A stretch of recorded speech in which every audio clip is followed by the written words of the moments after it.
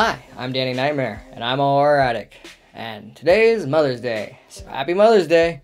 2 years ago, for our first Mother's Day episode, we did the amazing masterpiece by Ridley Scott, Alien.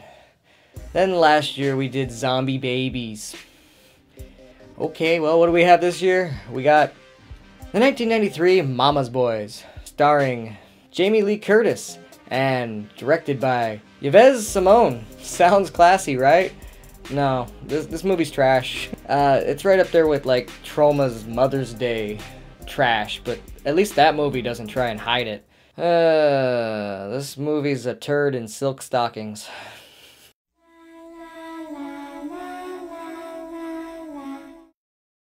Well, Jamie Lee Curtis plays Jude, a mother who abandoned her family of 3 sons and a husband for 3 years.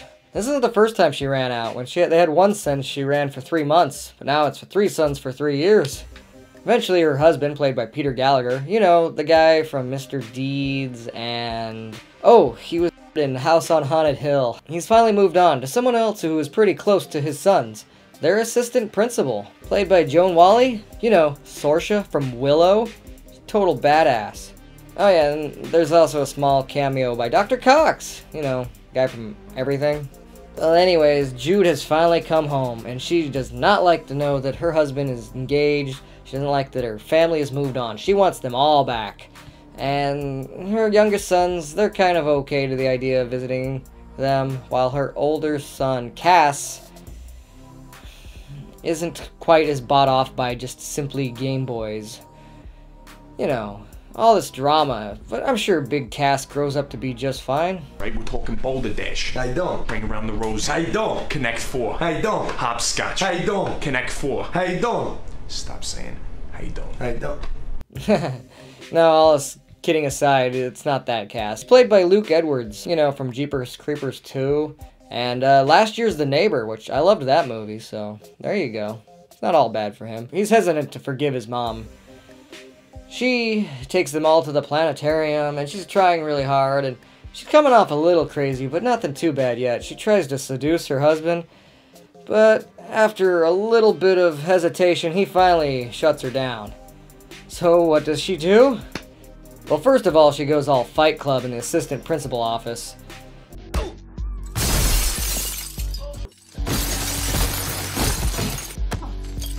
And then what does she do when she can't seduce her husband back? She seduces her oldest son. As if he wasn't traumatized enough. Yeah, straight up, gets naked in front of him, says, "Look at me," and starts really playing with his hormones. I mean, he's going through puberty, he's the oldest of the boys. And then she twists his little dirty mind into, "Hey, how about you tie up Dad's fiance and we just scare her, give her a little scare." Alright, now we're moving on to the spoiler section.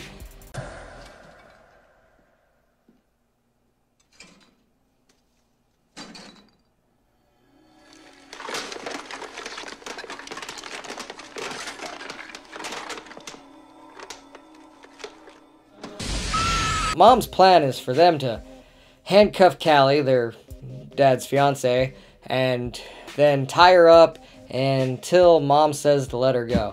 Things get out of hand. Grandma ends up overhearing their wicked plan, and she's going to put a stop to it. But Cass ends up kind of pushing her down the stairs, where then Jude visits her in the hospital. And Grandma says she's not going to let her go through this.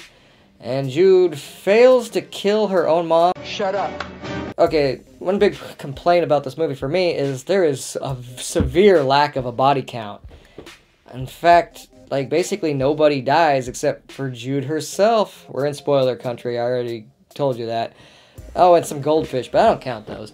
Yeah, she fails to kill her mom at the hospital, and then her plan was to cut Callie's brakes, and when they finally untie her at 10 o'clock, she was going to throw the dog, yes, their dog, Jocko the dog, into the road, so she would either hit the dog and be hated by the kids, or I guess what her real plan was for her to swerve off the road and off the cliff. However, the plan gets messed up when the littlest of the kids ends up shanking himself, running around frantic, and the 2 older boys take the car themselves. Callie's got the little boy, and she's running to the hospital with him in her arms. And the boys are driving, and when they come out of the tunnel, they almost hit Jocko the dog. They end up going over the cliff. This movie has a total The Bad Son vibe. It even came out like just 6 months after The Bad Son. And it even has like the same freaking finale with 2 people hanging off an edge, and the decision's gotta be made. Well, I'm not gonna tell you that Cass chose right, but the movie decided to right its own wrong, and off goes Jude plummeting to her death. She failed to kill everyone before she died. I guess her dad died, but that was in a flashback, and that's kind of why she's so messed up. Witnessed him walk off a ledge when she was young. Well, now, you know, Cass has witnessed his mom plummet to her death. Good job. The world you get's the one you give, I suppose. I don't personally like this movie. I will recommend this film for people who have Oedipus complexes, people who want to destroy their love for Jamie Lee Curtis's naked body by having mommy issues thrown into the mix, and people who want to stop and see a train crash that was caused by thoughts of incest. You know, if you really have a big thing for obsessive stalker films, then you might like this. I think there's way better versions of those movies out there, but hey, I'm not gonna stop you from watching it. Now, if there's just one way I could hypnotize myself to just forget that this even happened. Cut. Oh.